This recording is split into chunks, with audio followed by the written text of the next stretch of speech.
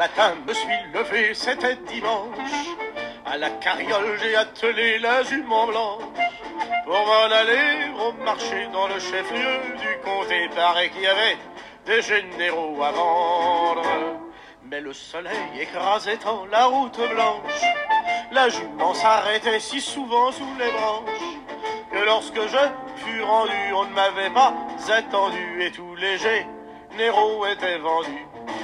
Pourtant là-bas, tout au bout du champ de foire, par un coup de chance, il en restait encore un. Il n'était pas couvert de gloire, mais avec un peu de ripolin, il pourrait faire encore très bien.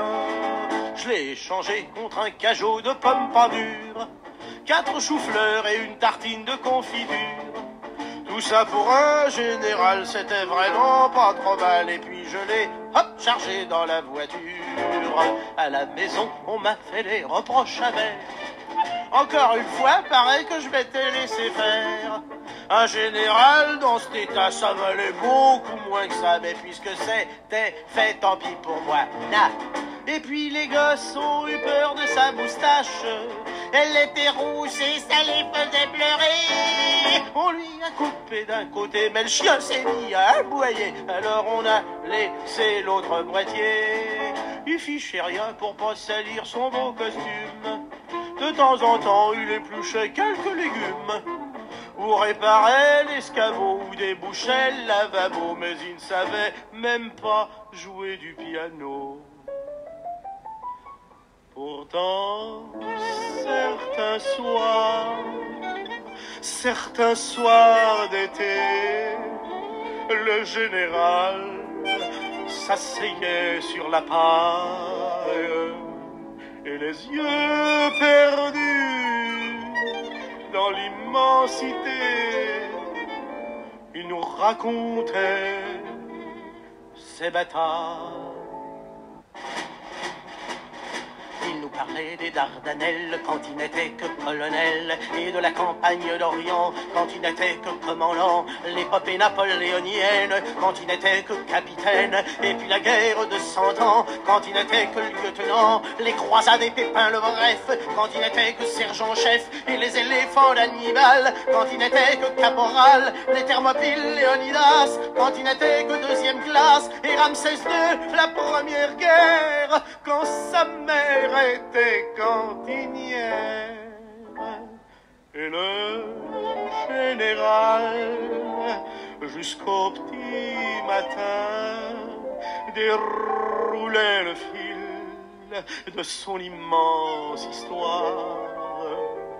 Puis il s'endormait sur sa botte de foin, et nous, sans parler, nous rêvions de gloire.